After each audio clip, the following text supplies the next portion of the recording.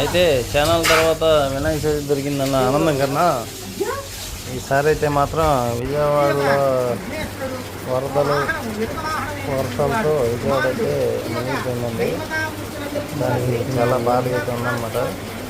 నాకు చూసాడు వర్షాలు కూడా బాగా పడుతున్నాయి. వినాయక పూజ అలాగే జరుగుతున్నాం.